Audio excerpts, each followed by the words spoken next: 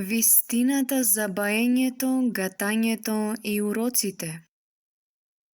Автор Драган Манев, дипломиран теолог. Лектор и уредник Емилија Златкова Анастасова. Издавач Академски печат. Содржина. Прва глава Вистината за баењето, гатањето и уроците. Втора глава Како можеш да ја препознаеш опасноста од баењето, гатањето. Трета глава Што вели Библијата. Четврта глава Што да направиш за да бидеш ослободен од опасното влијание на демонските сили. Петта глава Вистинско искуство. Превод кој е користен во оваа книга, освен некои мали исклучоци кои ќе бидат прикладно назначени, е Свето писмо, со благослов на Светиот архиерејски синод на Македонската православна црква 1998 година. Вистината за баењето, гатањето, уроците. Напомена од авторот. Целиот надпис е базиран врз основа на Светото писмо или Библијата. Сите цитирани стихови можете да ги проверите во Библијата.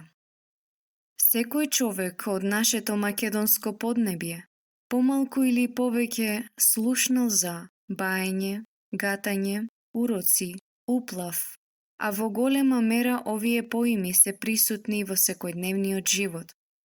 Која е вистината за силата која се крие зад овие нешта? Или која е таа сила која ги извршува овие нешта?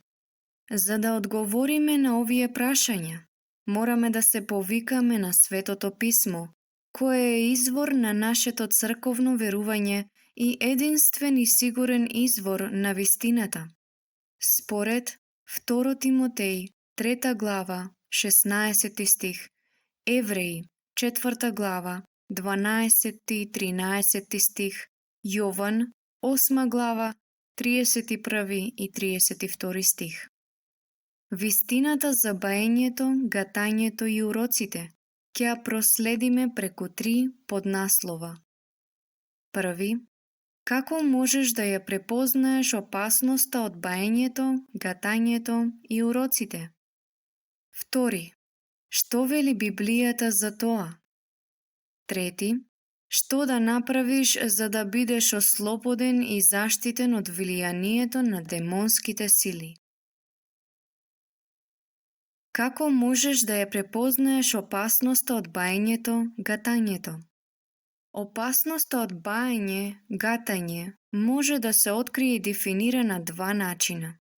Прво, поставете си го прашањето, кои се тие луѓе што ги извршуваат тие работи? Или каков е нивниот начин на живот? Дали тие така наречени бајачи, гатачи се Божји луѓе и дали живеат според стандардите на Светото писмо или Библијата? Тоа е првото нешто што би требало секој човек да го направи, за да знае кај каков човек оди, во чие име тој исцелува или дава некакви совети. Не би требало така лесно да го довериме својот живот во рацете на секој човек. Ова е веќе многу познато меѓу нашиот народ. Му се јавил Бог, ангел или некој светец и му рекол дека треба да гата или гледа, предскажува, да бае.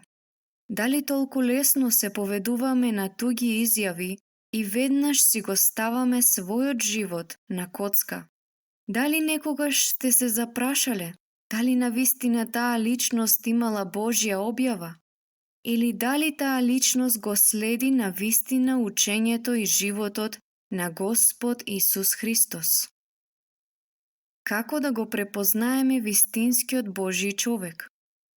Господ Исус Христос ни дава одговор на ова прашање. Тој рече: По нивните плодови ќе ги познаете.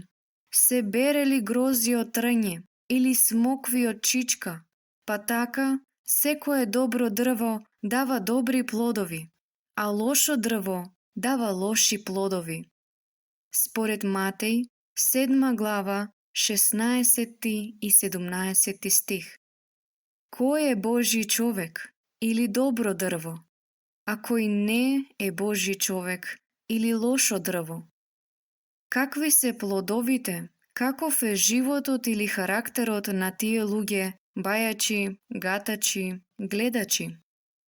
Библијата вели дека човекот кој што се покајал за своите гревови, бидејќи сите луѓе се грешни, и поверувал во Господ Исус Христос, е спасен и донесува добри плодови, а тоа се плодови на Духот Свети кој живее во него. Според Дела апостолски 2 глава 38 стих, Марко 1 глава 15 стих, Исаја 53 глава 6 стих, Римјаните 3 глава 23 стих, Дела апостолски 16 глава 31 стих, Марко 16 глава 16 стих, Матеј 7 глава 16 и 17 стих, 2 глава 8 стих, Галатјаните 5 глава 22 стих и Римјаните 8 глава од 14 до 16 стих. За таквиот човек во кого препознаваме љубов, радост, мир, долготрпеливост, доброта, милосрдност, вера, кротост и воздржливост, плодовите на Духот Свети, според Галатјаните 5 глава 22 стих, можеме да кажеме дека е Божји човек. Божјиот човек зрачи од љубов, според Јован 13 глава 35 стих, и секогаш го прославува Бога. Слава, чест и моќ не си препишува на себе, туку само на Бог. И се што вршите со збор или со дело, вршете го во името на Господа Исуса Христа, благодарејќи му преку него на Бога и Отецот. Според Колосјаните 3 глава 17 стих. Божјиот човек исто така го исполнува Божјото Слово. Според Јован 14 глава 23 стих. И на заповед на Господ Исус го проповеда Божјиот збор. Според Матеј 28 глава 18 и 19 стих, Марко 16 глава 15 стих, Лука 24 глава 47 стих. Од сето ова можеме да заклучиме, ако добро го познаваме Светото Писмо, дека сите оние кои бајаат, гатаат, а и сите оние кои не поверувале и не го следат Господ Исус Христос, не се Божји чеда. Откако ќе го откриете вистинскиот идентитет на бајачите и гатачите, втората работа која треба да ја направите е да се запрашате што тие нудат или даваат, или кои се резултатите од нивното бајање, гатање. Многу често слушаме вакви изјави: се ми погоди, или ми кажа дека некој ми има направено магија. Но да се запрашаме искрено, дали вистинитоста се определува на основа на силата што тој, бајач или гатач, ја поседува, или подобро речено, таа него го поседува. Светото Писмо вели дека тоа не е критериум, и погоре спомнавме, Господ Исус Христос, токму и поради вакви заблуди, не предупреди велејќи: ќе ги препознаете по нивните плодови. Матеј 7 глава 16 стих. А не по силата или способноста што ја имаат.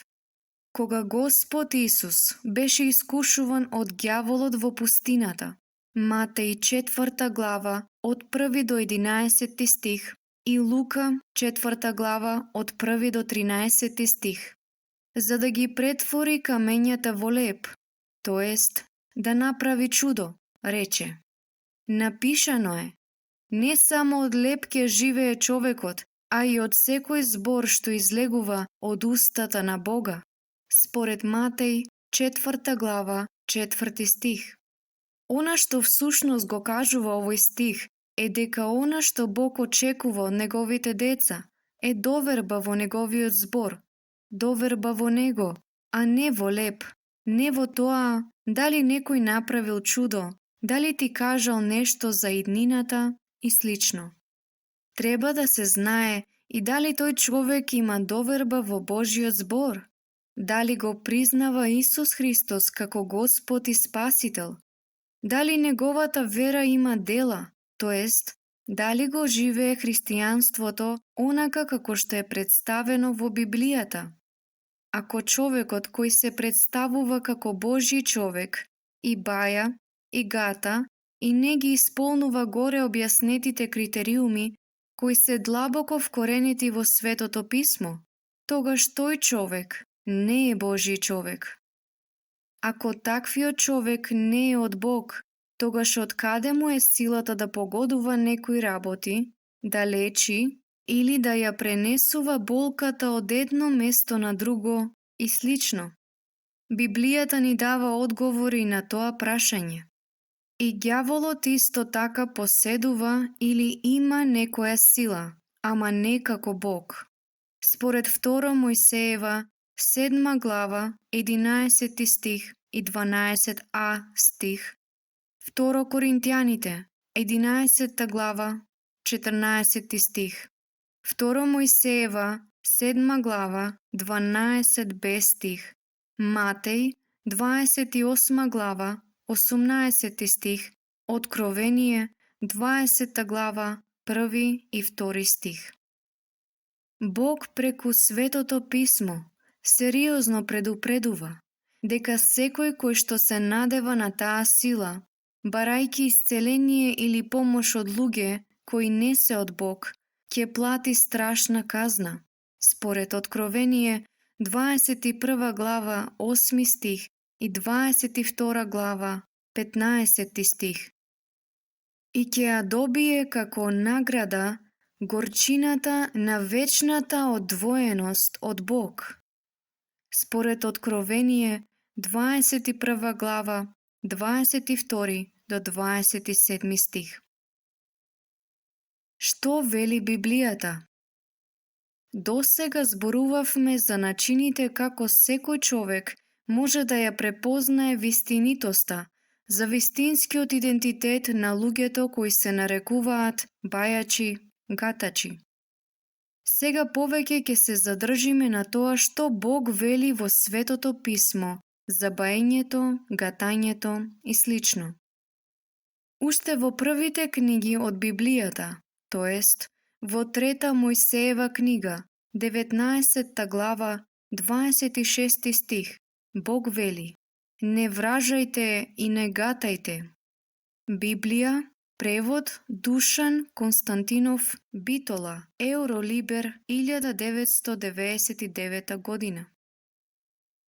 Господ јасно и гласно ги подучува своите чеда да не вражаат и гатаат. Бог јасно кажува дека гатањето, баењето, вражањето е обележие на народите кои не го познаваат Него. Затоа во книгата на пророк Исаија, Бог особено зборува против духот на Египет, нечисти сили, каде што баењето, вражањето, гатањето биле многу распространети. Бог таму вели: духот на Египет ќе изнемошти во него, ќе ги разруши намерите негови и ќе прибегнат тие кон идоли и магепсници, кон оние што повикуваат мртовци и кон бајачи. Според Исаја 19 глава 3 стих. Уште можеме да читаме во Стариот Завет од Светото Писмо. Молете го Господа за дожд во време благопријатно. Господ ќе светне со молскавица и ќе ви даде обилен дожд, зеленилово поле, зашто лажните гледачи зборуваат празни зборови и вражачите гледаат лажливи работи и прикажуваат лажни соништа. Тие утешуваат со празни зборови, затоа талкаат како овци, талкаат оти немаат пастир. Според Захарија, 10 глава, 1 и 2 стих. Овој стих всушност вели дека од Господа треба да се бара исцеление, совет и помош. Прочитај ја Библијата, за да знаеш како да најдеш вистинска помош, надеж, исцеление од Господ, зашто само таму е вистината, а не кај вражачи, бајачи, гатачи и други луѓе кои не го познаваат Бог. Бог во Светото Писмо многу остро зборува и против сите луѓе кои ги посетуваат бајачите, гатачите. Тој вели: ако некој им се обрати на повикувачи на духови и на вражалци, за да оди блудно по нив, јас ке се свртам против таквиот човек и ќе го истребам од неговиот народ. Според 3 Мојсеева, 20 глава, 6 стих. Библија, превод Душан Константинов. Во Новиот Завет, вториот дел од Библијата, Бог е уште појасен. Вели: кој ќе поверува и се крсти, ќе биде спасен, а кој не поверува, ќе биде осуден. Според Марко, 16 глава, 16 стих. Тоа според Светото Писмо значи дека бајачите, вражачите и сите оние кои одат кај нив за совет, а кои не се покајале за своите гревови, според 3 Мојсеева, 19 глава, 26 стих, Римјаните, 3 глава, 23 стих, се одредени за вечна казна во езерото кое гори со оган и сулфур. Според Откровение, 21 глава, 8 стих. Што да направиш за да бидеш ослободен од опасното влијание на демонските сили?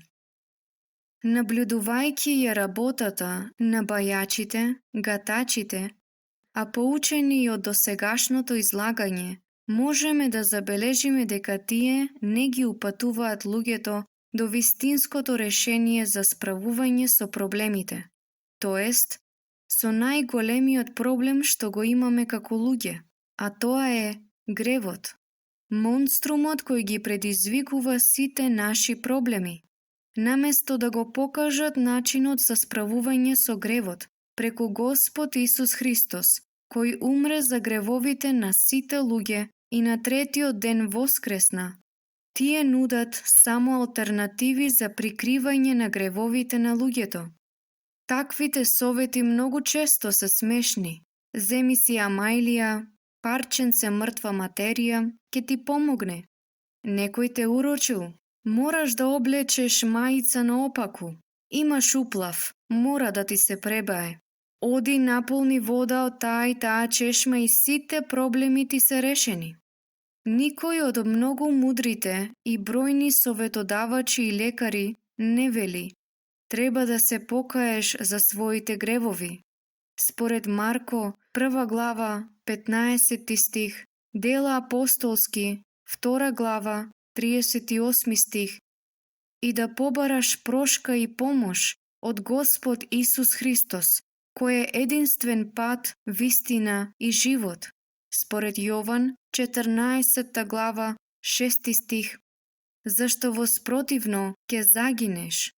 Според Јован, 3 глава, 16 б стих. Ако сакаш и ти да бидеш ослободен и заштитен од опасното влијание на демонските сили, според Ефесијаните, 6 глава, 11 и 12 стих, треба да го послушаш Бог и да го направиш она што Тој го бара и го кажал во Светото Писмо. Бог те љуби, според Јован, 3 глава, 16 стих. Тој сака да те спаси, исцели и ослободи. Според Јован, 1 глава, 12 стих, 3 глава, 16 стих, 8 глава, 32 стих и според Марко, 1 глава, од 40 до 42 стих. Вистина е дека сите се грешни. Според Исаја, 53 глава, 5 стих, Римјаните, 3 глава, 23 стих. Но Бог го дал решението како да се ослободиме од нашите гревови. Во Римјаните, 5 глава, 8 стих, се вели: Бог ја докажа љубовта своја кон нас со тоа што Христос умре за нас, уште додека бевме грешни. Она што треба да го направиш е да се покаеш за своите гревови. Според Марко, 1 глава, 15 стих и Дела апостолски, 2 глава, 38 стих. И да поверуваш во Господ Исус Христос како во свој личен Спасител и Господ. Според Дела апостолски, 16 глава, 31 стих, Јован, 1 глава, 12 стих, Римјаните, 10 глава, 9 стих. Едноставно, отиди на молитва во твојата соба или било каде што ќе бидеш сам со Господ. Според Матеј, 6 глава, од 6 до 13 стих, и со своји зборови барај од Бог да ги опрости твоите гревови во името на Господ Исус Христос. Тој те сака. Според Јован, 3 глава, 16 стих. И затоа можеш да дојдеш слободно во молитва пред Него, онаков каков што си, бидејќи Исус Христос вели: А кој доаѓа при мене, нема да го испадам надвор. Според Јован, 6 глава, 37 стих. Ова е најважната работа што треба да ја направи секој човек во животот, и така ќе стане Божјо дете. Според Јован, 1 глава, 12 стих. А тоа е и единствен начин преку кој секој може да биде ослободен и заштитен од опасното влијание на демонските сили кои се присутни кај оние кои го немаат Господ Исус Христос како Спасител. Според Јован, 1 глава, 12 стих, а действуваат и помеѓу народот со нечиста сила. Важно е да се знае дека никаква магија или вражање или некакво баење нема влијание врз Божиот народ, оние што поверувале во Господ Исус. Светото писмо вели: нема гатање кај Јакова, нема магепсништво кај Израелот. Јаков и Израел, Божји народ во Светото писмо. Според 4 Мојсеева, 23 глава, 23 стих. Тоа е заштита која е ветена од Бог и која е потврдена од Господ Исус Христос во Новиот Завет. Вратите на пеколот нема да ја надвладеат црквата Христова. Според Матеј, 16 глава, 18 б стих. Овие ветување или заштита од демонските сили, манифестирани на разни начини, важат за оние кои се Божји деца. Според Јован, 1 глава, 12 стих. И кои поверувале во Господ Исус Христос. Според Дела апостолски, 16 глава, 31 стих. И ти можеш да ги имаш тие ветувања, едноставно, ако станеш Божјо дете, преку покаяние за твоите гревови и вера во Господ Исус Христос, кој умре и воскресна и за тебе, за да биде твој личен Спасител и Господ. Забелешка. Во продолжение ви нудиме едно вистинско сведоштво на една личност од нашето македонско поднебје, која имала лични искуства со баење и гатање, тоест таа самата гатала и баела. Се надеваме дека тоа ќе ви биде од полза. Вистинско искуство. Имав 11-12 години кога првпат на сон ми се јави една стара жена со збрчкано лице како баница, со искривени и строшени заби, замотана со црна шамија и беше облечена во долг црн фустан.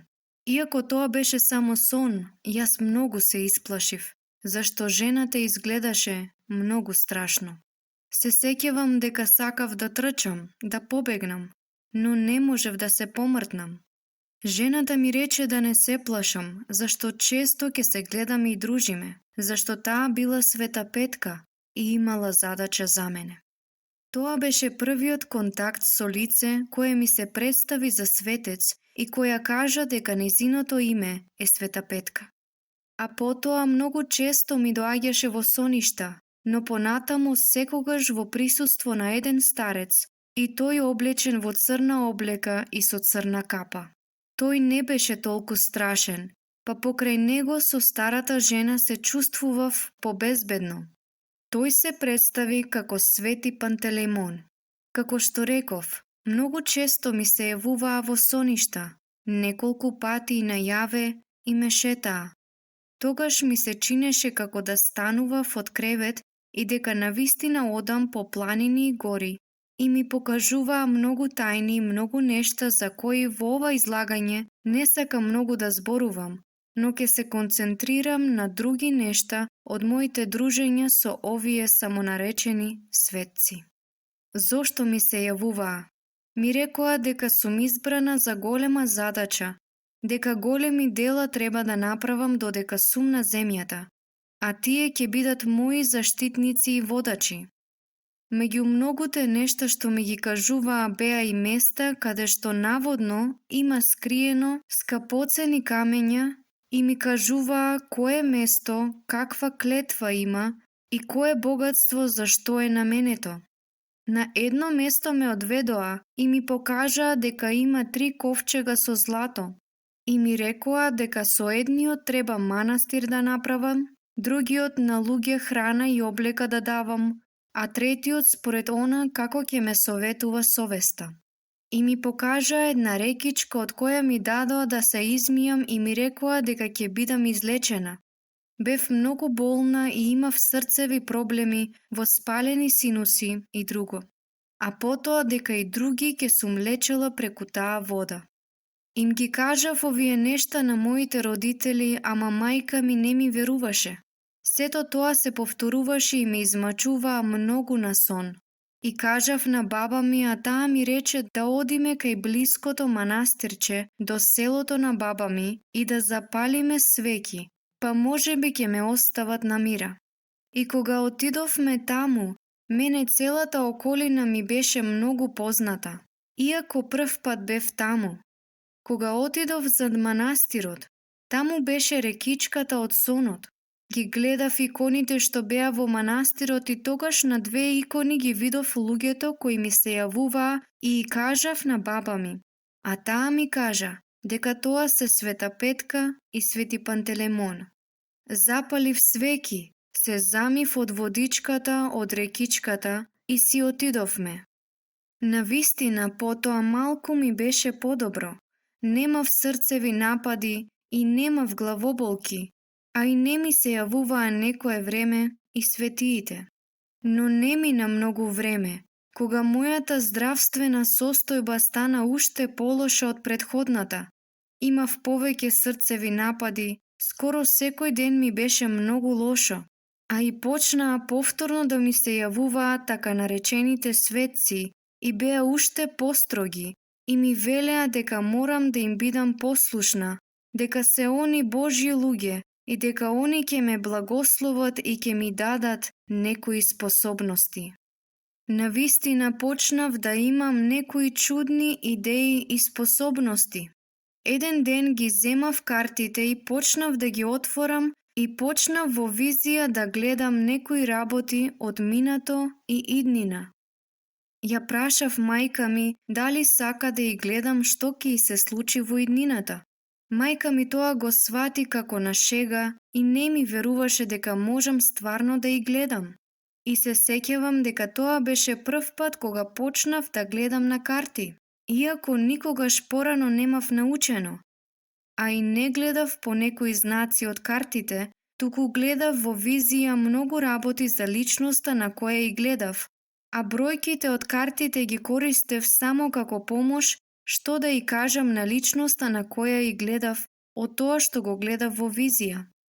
Тоа не беше и последен пат, туку неколку години како на шега гледав на многу луѓе. Како што спомнав малку порано, немав научено од никој и никогаш како да го правам тоа. А имаше дури и некои строги правила, како на пример, можев да гледам за минатото на луѓето, за нивната иднина и сегашноста, блиска иднина, неколку недели, и не смеев да гледам одеднаш на една иста личност за сите три работи – иднина, минато и сегашност. Наводно ќе имало некаков проблем и не смеев да гледам на повеќе од тројца во ист ден. Од каде ги знаев овие работи? Кој ми ги кажал овие правила? Од каде на мене смртник таква способност? Како некој да ги програмирал во мене сите овие работи? Јас бев убедена дека тоа е посебна дарба од Бог, зашто бев убедена дека навистина контактирам со Божји луѓе и дека навистина Бог ми дал таква способност. А не ни знаев дали тоа е навистина така. Може би некој ќе рече дека јас сум си ги измислила тие работи. Јас почнав на шега да гледам, ама некои луѓе се враќаа кај мене да ми кажат дека навистина се исполниле многу работи што сум им кажала, па доаѓаа повторно да им гледам барем за сегашност, зашто не смеев да гледам повеќе од еднаш за иднина и минато. А еднаш гледав на 12 луѓе, а не смеев да гледам на повеќе од тројца во ист ден, па потоа паднав во безсознание. Се чувствував како некој да ја исцрпи целата моја сила. Не само што гледав на карти, но почнав да гледам и на кафе. Пак никој не ме имаше научено. И почнав да бајам од разни работи. И пак никој ме немаше научено. Но не ми беше чудно како можам да ги правам тие работи, зашто бев сигурна дека тоа го правам со Божја сила, дека ми се сите тие работи дар од Бог. Сите овие работи ги правев јавно, ама само за луѓе кои ги познавав или ми беа блиски, и за тие работи не барав никогаш ништо за возврат. И додека се случуваа сите овие работи, јас не живеев некој посветен христијански живот, не ни знаев како треба да се живее по Божја волја, живеев грешен живот. Свето писмо никогаш немав ниту видено, а не пак да сум читала. Моите родители никогаш не оделе во црква и тие ништо не знаеја за верата.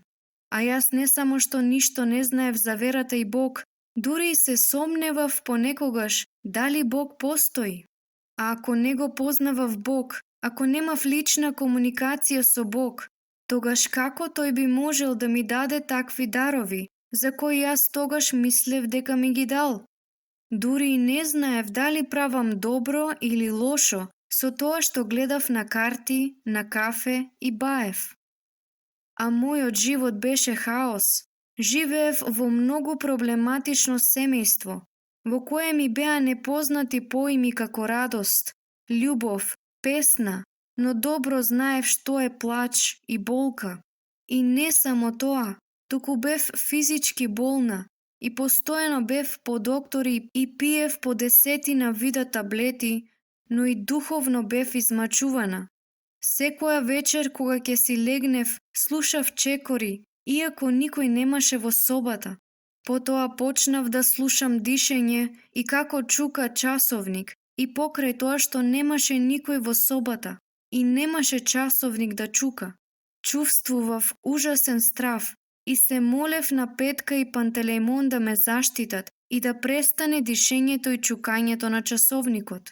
Никогаш не ми текнуваше да се молам на Бог и Исус Христос. И никако не престануваше тоа. Ми се чинеше дека ќе полудам и дека ќе умрам од страв. Често ќе отрчав со плачење во собата на моите родители и ќе ја повикав мајка ми, а таа ништо не слушаше. Никогаш не можев да спијам вечерно време. Секогаш заспивав наутро, кога ќе почнеше да изгрева сонцето. Користев јаки таблети за спиење, ама и тие не ми помагаа. Имав страшен немир и страв. Ми се чинеше дека живеам во пекол. И еден ден, всушност една вечер, кога имав околу 17 години, и ми беше дојдено се преку глава, кога изгубив и волја за живот и сакав да си го прекинам животот. Гледав еден филм за Исус Христос и сватив зошто умрел тој, зошто бил распнат на крст, поради мене и секој човек на оваа планета, зашто сме сите ние грешни, за да не загине ниту еден, но да има живот вечен. Сватив дека моите проблеми и тешкотии се предизвикани всушност од гревот и сатаната. Сватив дека и јас сум грешна и дека ми треба покаяние за моите гревови и прифаќање на Исус Христос како мој личен Господ и Спасител, зашто тој умрел и воскреснал и јас не морам да плаќам за моите гревови, но тој ми дава слобода од нив. Таа вечер го предадов мојот живот на Исус и почнав да се молам секој ден на Бог Таткото во името на Исус Христос, а набрзо добив и Свето писмо и почнав да го читам, и таму најдов дека сето тоа што го правев порано било зло во очите на Бог, зашто на него му се одвратни бајачите и гатачите и тие нема да влезат во Божјото царство. Тогаш го замолив Бог да ми прости за тоа што сум го правела и за тоа што и други луѓе сум навела на грев, зашто Божјото Слово вели дека на Бог му се одвратни и тие кои одат кај гледачи и бајачи. И верувам дека ми простил, зашто јас побарав прошка не затоа што сум заслужила, но поради тоа што Исус умрел и воскреснал и со тоа го отплатил секој грев и ги победил сатаната и смртта. Но понатаму од Светото писмо научив и дека само наречените светци, кои ми се јавуваа, не се навистина светци, зашто е невозможно мртов човек да се врати на земјата и мртвите не можат да контактираат со живите, ама ѓаволот може да се појавува и како ангел на светлина и како ангел на темнина. Откако го прифатив Исус Христос како мој личен Господ и Спасител и откако почнав да ја читам Библијата, мојот живот се промени сосема.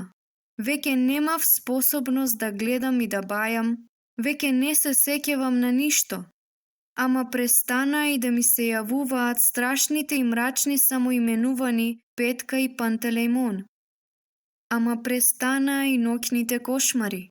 Веќе не чука часовник, не слушам чекори по собата и не слушам нечие дишење кога нема никој со мене во собата. Веќе немам страв и имам чудесен, неопислив Божји мир. И секогаш кога ќе си легнам, брзо заспивам, а не наутро кога ќе почне да се разденува. А и не само тоа, туку по кратко време преку молитва до Бог Таткото, во име на Исус Христос, бев исцелена од срцевата маана и секоја друга болест и веќе до ден денес не земам таблети, освен антибиотици кога ќе настинам. И имам радост, чудесна радост, која сакам да ја споделам со секој, па и со тебе, драг читателу. Радост, вистинска радост, која доаѓа само од Бог, затоа што моите гревови се простени и дека Тој е мој Господ, Спасител, Татко и Пријател. Знам дека Тој се грижи за секоја моја потреба и во негови раце е мојата иднина. Имам радост, затоа што тој ми даде слобода од сите тие работи за кои пишував погоре, а кои за мене беа вистинско робство и измачување. И верувај ми, почитуван читателу, никој бајач и гледач не е од Бог, зашто тие му се одвратни на него. Но и тие самите не знаат и се во заблуда, како што и јас порано не знаев и бев во заблуда. Но и други водат во заблуда, како што и јас, не знаејќи, лажев многу луѓе. И имаат страшни измачувања и немир. Вистината е само во Бог и во Неговиот збор, Светото Писмо. Ако не ми веруваш, испитај, читај ја Библијата. Тоа нека биде мој завршен збор и мој апел до тебе, драг читателу. Емилија.